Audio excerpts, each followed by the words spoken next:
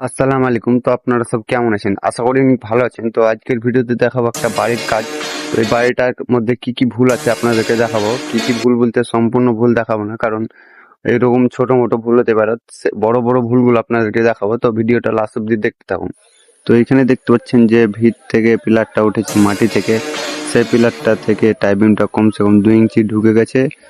আর যে পিলারটা টাইবিং এর ওপর থেকে সে পিলারটা 1 ইঞ্চি ঢুকে গেছে, কমসে কম 3 ইঞ্চি ঢুকা বাড়া হয়ে গেছে।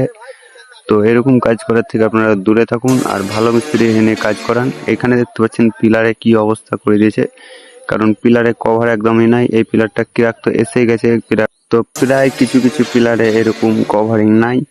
তো এরকম প্রতিটা কাজ আপনারা চেক করে করান। যারা মালিক বাড়ির তাদেরকে বলতে চাইছি প্রতিটা কাজ চেক করে করান। আর এই করে দেখতে পাচ্ছেন তো এটাতেও কভার না থাকার কারণে এটা পিলারের দু সাইডে ক্র্যাক লিয়েছে, বুঝতে পারছেন আপনারা, রডের সোজাসুজি লিয়েছে। তো দেখতে পাচ্ছেন এখানে লিল্টন গুলো কিছু সেখানে করা আছে, ভালোভাবে কাজের ফিনিশিং কাজ করা নাই। তো ফিনিশিং কাজ না হয় দূরে থাকুক, কাজের নিয়মগুলো মেনে কাজ করা যায়নি এখানে। তো এরকম কাজ করার থেকে আপনারা দূরে থাকুন।